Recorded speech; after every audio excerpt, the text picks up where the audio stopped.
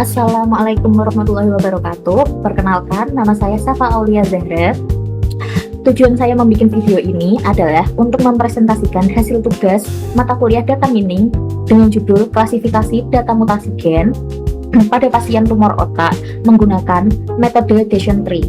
Mungkin teman-teman ada yang kurang paham tentang apa itu Decision Tree, metode apa itu. Jadi Decision Tree itu merupakan salah satu algoritma klasifikasi yang menghasilkan model dalam bentuk pohon keputusan. Nah, metode ini tuh dipilih karena mudah dipahami, terus mudah diimplementasikan, dan mampu menghasilkan aturan klasifikasi berdasarkan atribut yang paling berpengaruh terhadap data. Jadi selanjutnya di sini saya akan menjelaskan tentang tata cara pengolahan datanya menggunakan aplikasi AI Studio atau RapidMiner dengan menggunakan data Excel tentang tumor otak tersebut. Baik, selanjutnya kita akan membuka RapidMiner.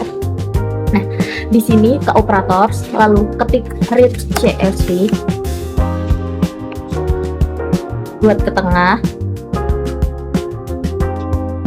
Kenapa menggunakan CSV? Itu untuk mengimpor dataset dalam RapidMiner sehingga seluruh data itu bisa terbaca. Lalu klik tulisan import ini ya, wizard.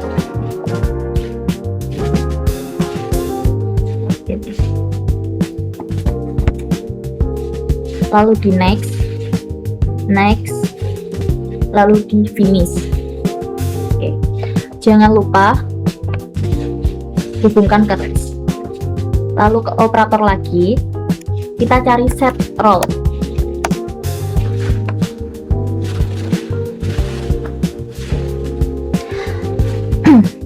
Nah, pada tahap ini tuh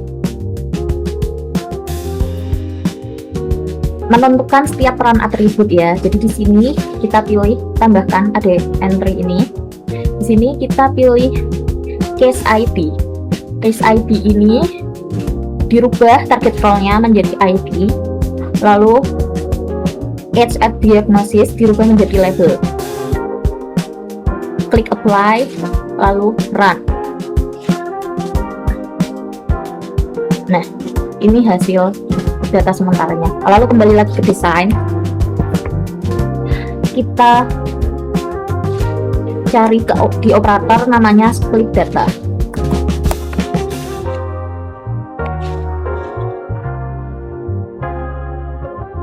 Jadi ini gunanya tuh untuk membagi nilai.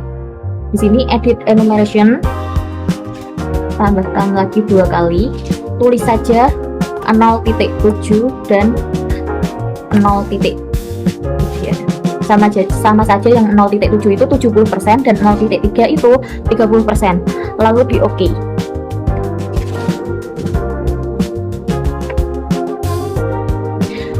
Ini mengapa menggunakan split data? Tujuannya itu membuat data untuk menguji performa model. Jadi habis itu di run dan hasilnya seperti ini. Lalu kembali ke desain, yaitu lalu ke operator lagi, kita cari Decision Tree.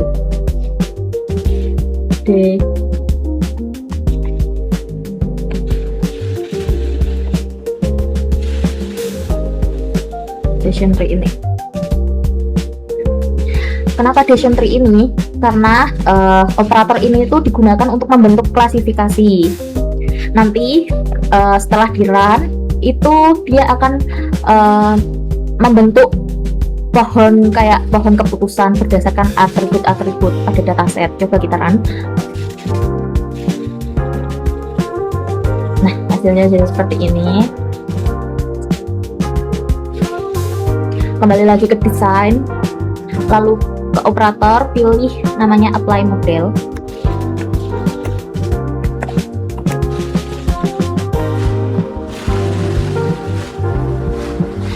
Yang UNL ini kan masih merah. Cara agar tidak merah itu para split data kedua itu disambungkan ke UNL.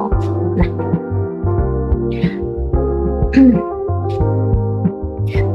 tahapan kenapa kita harus pakai apply model? Jadi apply model ini bertujuan untuk mengetahui apakah model mampu mengklasifikasi data baru dengan baik atau tidak. Nah, udah nggak ada tanda seru segitiga seperti tadi. Coba kita run. Nah, hasilnya seperti ini. Dan langkah terakhirnya itu kita ke desain lagi, lalu ke operator, pilih performance.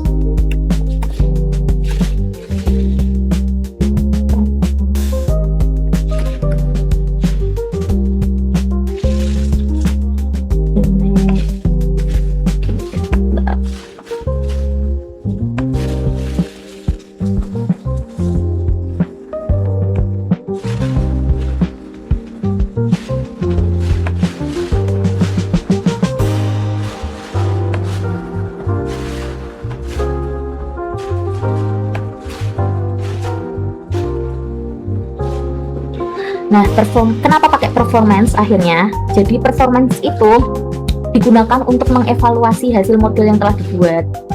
Ya, kita di sini di parametersnya kita pilih normalize absolute error, root mean squared error, sama absolute error. Setelah itu kita run. Nah, ini untuk hasil-hasilnya, absolute error, normalize, root mean, untuk deskripsinya, ini semuanya. Jadi berdasarkan proses yang telah saya lakukan, jadi tahapannya tuh yang pertama itu dimulai dari import dataset, terus penemuan label, pembagian data, pembentukan model, penerapan model, hingga evaluasi performa. Terus hasilnya itu menunjukkan bahwa model memiliki tingkat kesalahan yang rendah, sehingga metode decision tree dapat digunakan sebagai salah satu metode untuk melakukan klasifikasi data mutasi gen pada pasien tumor otak. Baik, demikian presentasi yang dapat saya sampaikan. Terima kasih atas perhatian Bapak dosen. Mohon maaf apabila terdapat banyak kekurangan dari video ini. Wassalamualaikum warahmatullahi wabarakatuh.